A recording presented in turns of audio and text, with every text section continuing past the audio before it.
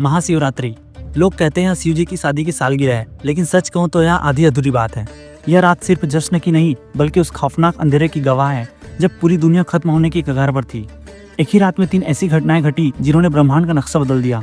जरा सोचिए, एक तरफ शादी की सहनाइयां थी तो दूसरी तरफ मौत का जहर और तीसरी तरफ ऐसी आग थी जो ब्रह्मा और विष्णु का घमंड चूर चूर करके तोड़ रही थी। आज हम शिवलिंग के प्रकट होने की कहानी सुनेंगे जिसे सुनकर आपके रोंगटे खड़े हो जाएंगे। कहानी पर आते हैं। एक बार ब्रह्मा जी और विष्णु जी में युद्ध छिड़ गया। दोनों लड़ रहे थे कि मैं महान हूँ, मैं आपसे ज्यादा महान हूँ। उनका यह घमंड जब दुनिया का संतुलन बिगाड़ने लगा तब अचानक उनके बीच एक विशाल अग्नि स्तंभ प्रकट हुआ। वह आग का एक ऐसा खंभा था जिसका ना कोई शुरुआत था ना कोई अंत। उसी स्तंभ से भारी आवाज आई कि जो मेरे आखिरी सिरे को खोज लेगा वही महान होगा। ब्रह्मा जी हंस बनकर ऊपर उड़े और विष्णु जी वराह बनकर नीचे गए। हजारों साल बीत गए, विष्णु जी को अंत नहीं मिला और उन्होंने अपनी हार मान ली। लेकिन ब्रह्मा जी ने वापस आकर झूठ बोला कि उन्हें अंत मिल गया है। उसी समय उस आग से काल भैरव प्रकट हुए और सजा के तौर पर उन्होंने ब्रह्मा जी का वो सिर काट दिया जिससे उन्होंने झूठ बोला था। उनका अहंकार टूट गया। चूंकि शिव जी आग के रूप में आए थे, वो बहुत गम थे। तब देवताओं ने उन्हें शांत करने के लिए उन पर जल और दूध चढ़ाया। यही वो पहला दिन था जब शिवलिंग पर रुद्राभिषेक की शुरुआत हुई। लेकिन कहानी यहीं खत्म नहीं होती है।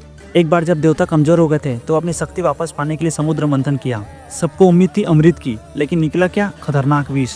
पूरी दुनिया जलने लगी। तभी वही भोलेनाथ आगे आए। संसार को बचाने के लिए उन्होंने उस उबलते हुए जहर को पी लिया और अपने कंठ में रोक लिया। जहर की गर्मी से शिव जी का शरीर तपने लगा। उस जलन को शांत करने के लिए सभी देवताओं ने उन पर पूरी रात गंगा जल, दूध और बेलपत्र चढ़ाए। उन्हें नींद न आए, इसीलिए देवताओं ने पूरी रात भजन गाए और जागरण किया। यही वजह है कि महाशिवरात्रि पर हम पूरी रात जागते हैं। लेकिन यह रात इतनी भी डरावनी नहीं थी। उसी रात प्रेम की जीत भी हुई थी। जब माता सती ने अपने प्राण त्यागे थे तो शिव जी पूरी तरह टूट गए थे। वो वैरागी बनकर दुनिया छोड़कर समाधि में चले गए। तब माता सती ने पार्वती के रूप में जन्म लिया। उन्होंने हजारों साल तक कठोर तपस्या की, सिर्फ अपने शिव को वापस पाने के लिए। आखिरकार भोलेनाथ पिघल गए। इसी महाशिवरात्रि की रात वो वैरागी फिर से दूल्हे बने और शिव शक्ति का मिलन हुआ।